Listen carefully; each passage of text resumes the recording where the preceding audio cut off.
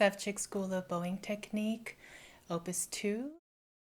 This is actually an update to a video I already have, and I've been meaning to redo this video for quite some time now because I wanted to improve the sound quality. So I tried to include different variations this time, just in case you might be interested to see something else.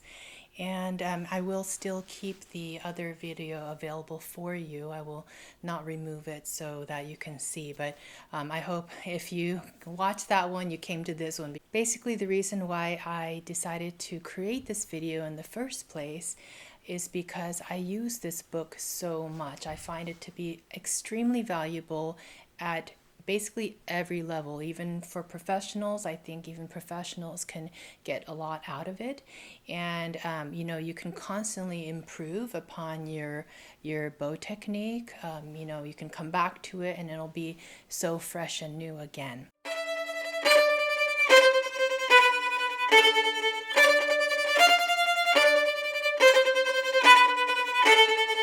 I do have already 4 videos on this, so they're all slightly different, and I do cover exercise 4, 5, and 6 in different ways. So I am planning to do more in the future, but I've been meaning to redo this video for so long, so finally here it is.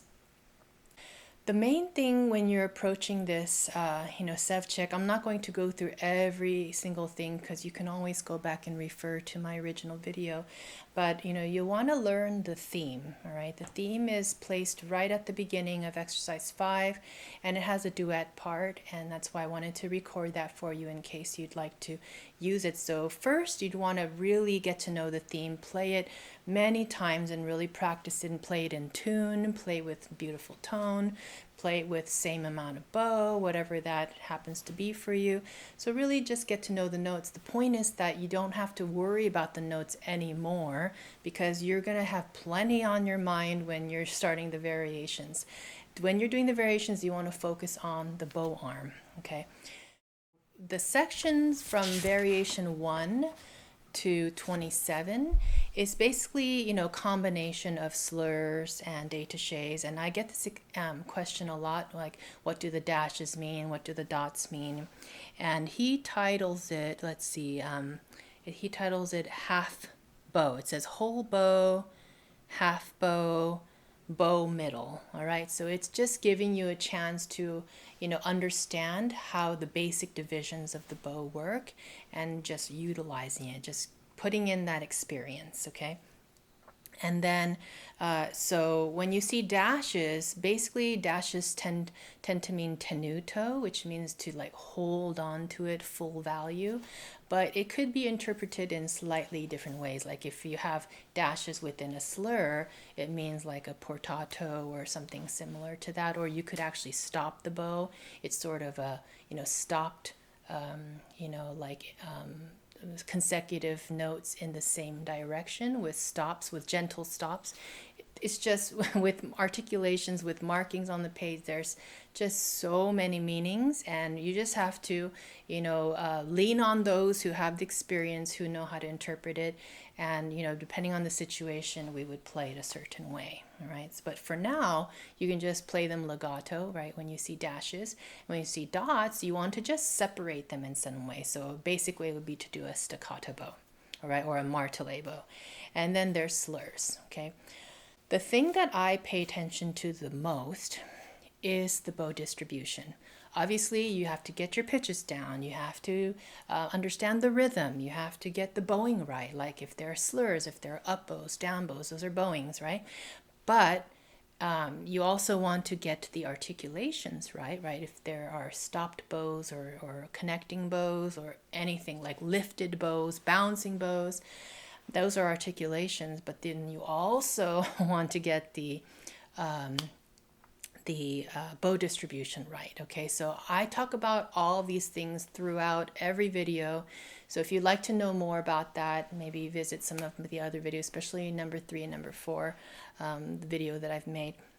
What I really want you to take away from this is that I bet there are a lot of people practicing Ševčík out there, and they're doing it pretty well. But if you really, really, really challenge yourself on the bow distribution, I bet that that will just boost your level up to like a whole new place. All right. So I really challenge you to observe the bow distribution markings, and that is basically the symbols that you see. Like there's a G right throughout. There's an H. There's a M. There's a SP or whatever. It depends on your edition what the abbreviations are, but basically they mean like tip, frog, or like a third of the bow or half of the bow, or stop in the mid, or play it in the mid, or anything of the sort. In this first section, my favorite thing to do is to choose one where the down bow and the up bow are imbalanced, right? So let's say you have many notes to play in one bow, and then on the next bow only very few or one, and then many notes again, and then few. What that forces you to do is to, vary your bow speed. You have to vary your bow speed, otherwise it's just not going to work. You need something very different for this one set of notes, and then you need to do something very different drastically for this other set of notes. The next section has, it's called third of the bow length. I just try to stay in whatever region I'm in. So if I played a long bow and then I had some eighth notes to play, I just sort of stay there, right? And then if I have a long bow and then I have a few eighth notes, I just stay there.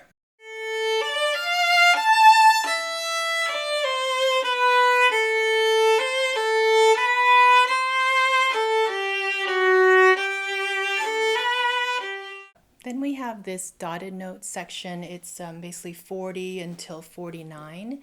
And that is great because some of them, when they, the dotted notes are within a slur, what you need to do is your fingers are actually in charge of the rhythm, which is great because I just finished telling you that this is a bowing book, but then here we are. We get to really work on our fingers. So sometimes they have to lift on time, right? Dotted quarter notes, da, da, da, right?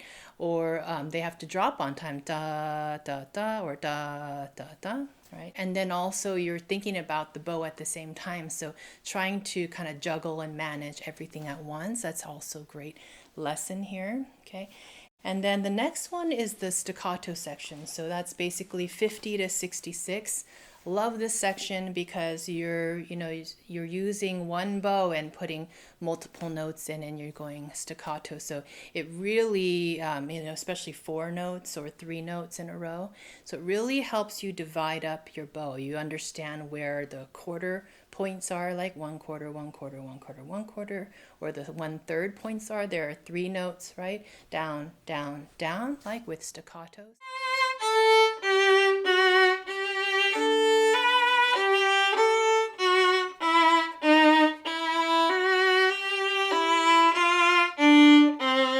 The next section says very little bow length, and it has a lot of triplets in there. So basically, you spend a lot of bow, and then you play a lot of small bows at the tip, and you play a lot of bows, and you play a lot of small bows at the frog.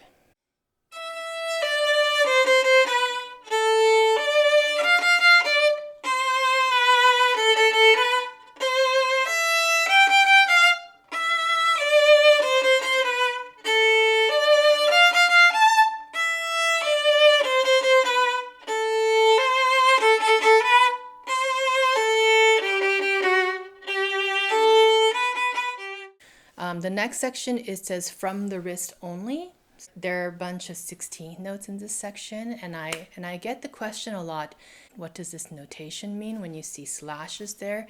It's just a shorthand way of drawing beams. So you just want to, if when you see one slash, it represents one beam, right? So one beam would be an 8th note. If you see 2 slashes, then it's 16th notes, right? If there's already a beam there and then they add a slash, then that means those total to be 2, right? So it's going to end up being a 16th note rhythm. It says from the wrist only. Basically, if you're playing 16th notes, right, from the at the tip, right, and at the frog, then you're going to have to basically use more wrist action, right? I'm not honestly sure if I did that or not. I didn't really focus on my wrist. I was just trying to make sure that I honor the bow distribution.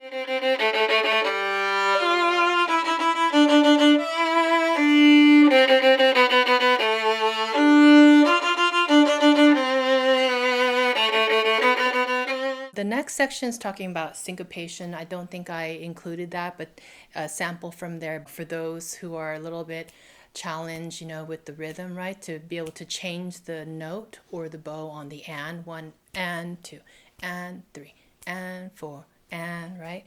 So this is a good exercise for that. The next section says dotted quarter notes, so 118.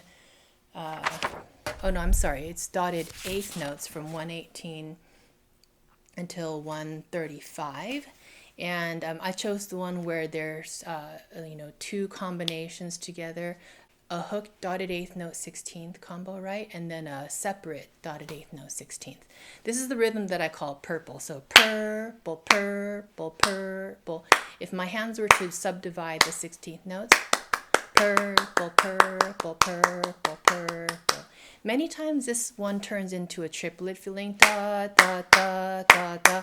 So I really encourage my students to keep it snappy. So long ones longer and quick ones quicker, right? Da, da, da, da, da, da, da, da, da, da, da, da. You really want to subdivide those 16ths in there. And it's really tricky to do the, the hooked and then the separate combo. So, have a look at that and check it out.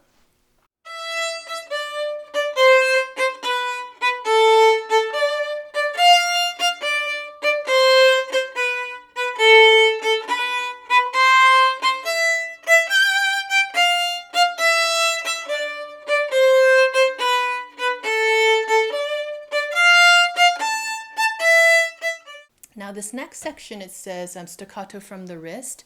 Basically for me, yes, there's a lot of wrist involved, okay, but I like this one because there's so many notes in one staccato direction, right? So like down bow staccato, right?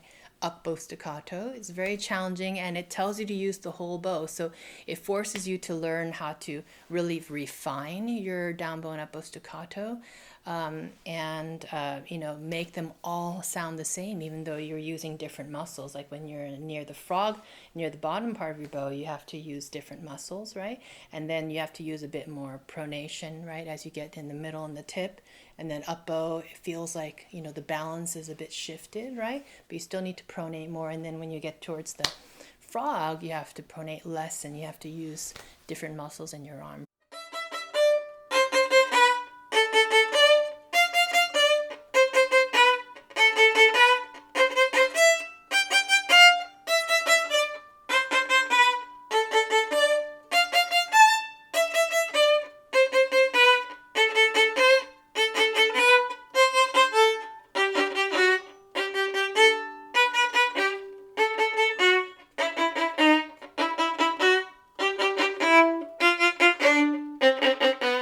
Then we have this Biates Boing style. I didn't give you any sample from there, but basically you're accenting, right, the note that's second in the bow, right? So every time you have a new bow, right, you play a note and then you accent after that.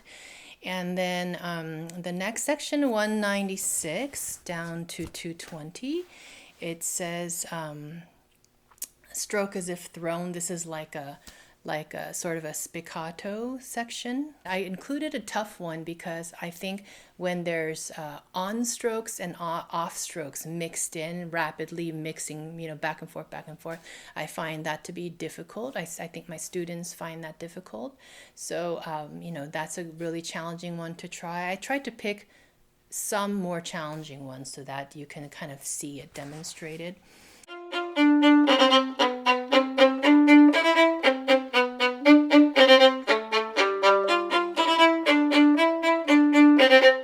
And then the next section is a short section, 221 to 224. That's sautier. So I did include a little bit of sautier, but it's mixed again, sautier, détaché, which just means, sautier stroke and then on stroke. Sautier stroke, then on stroke, okay? I do have a video on sautier, so I'll try to link it up here so you can see what that means.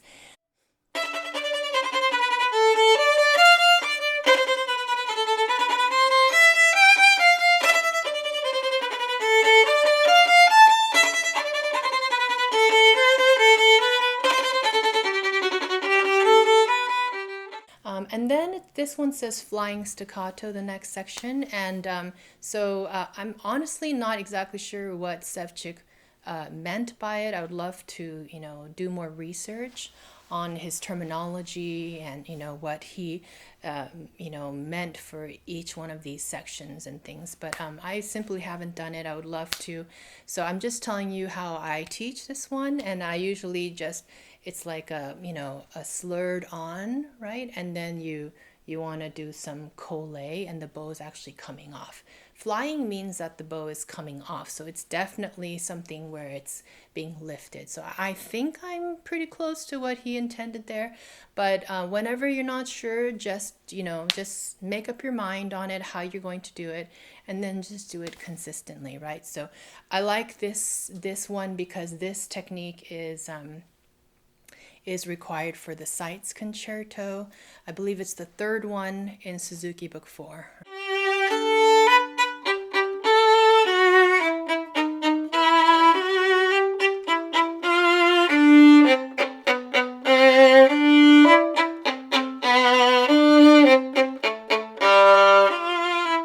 The next one, it says throne staccato, and then it says, and then it has these retakes and things. So these are like ricochet and retake ones. I think I have a retake example in another video, so I just skipped these sections. I have a whole ricochet video as well. And then the final one is 253 to 260. That's the final section, which I think is the most difficult. Okay, I think this is the most difficult section because this is basically, in my mind, the culmination of everything that we need to know about the bow.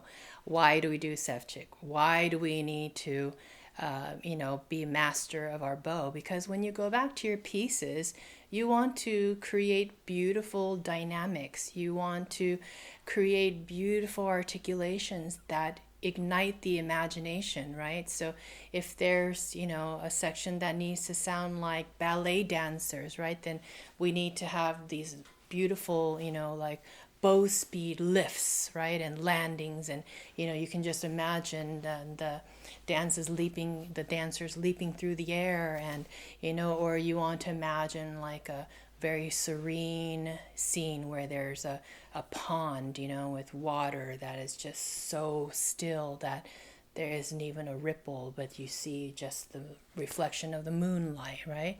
And then suddenly you start to hear, right, the wind blow, or something, or you want to create something that just sounds so fluffy and very, thin and ethereal, or you want to sound like a huge party and celebration. All of these things are created by the bow, for the most part. And dynamics are created by the bow, obviously, but dynamics can't be really correctly executed unless you understand the three elements of tone production.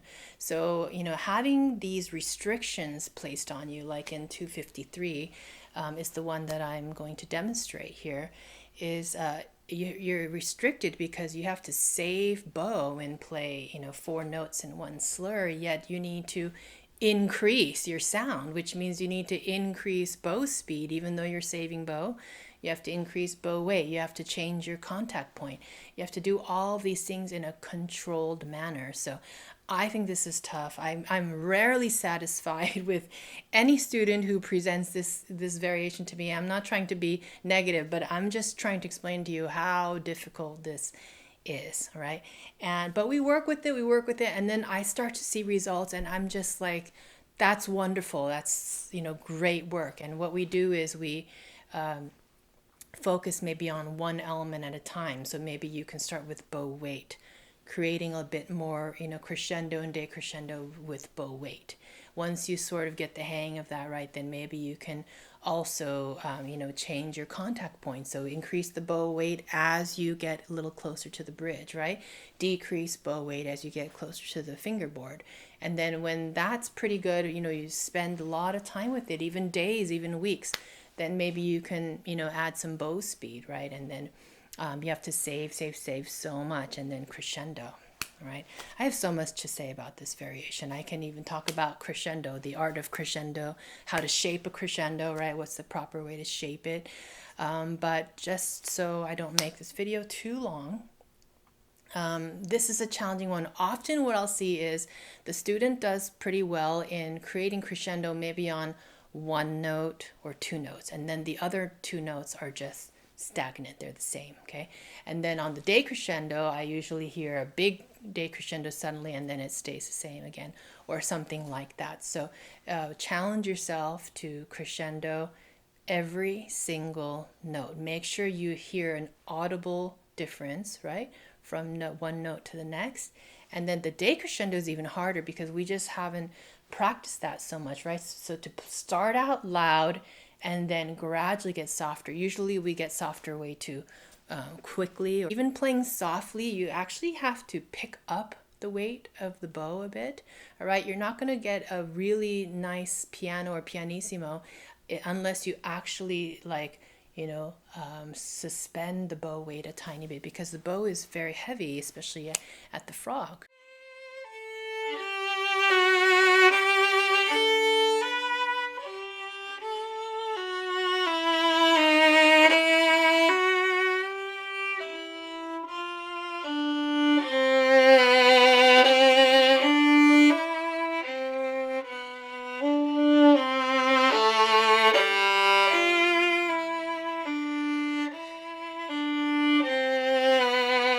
Hopefully these suggestions, this approach, will be helpful to you. I hope that it will ignite a bit more, interest and fun, motivation, give you something fresh to work on. And you're going to, if you really uphold these things that I talk about in the video, you're going to start to see some big results. You will see big changes in your playing because you will be able to do so many more things than you were doing before, because suddenly you have control.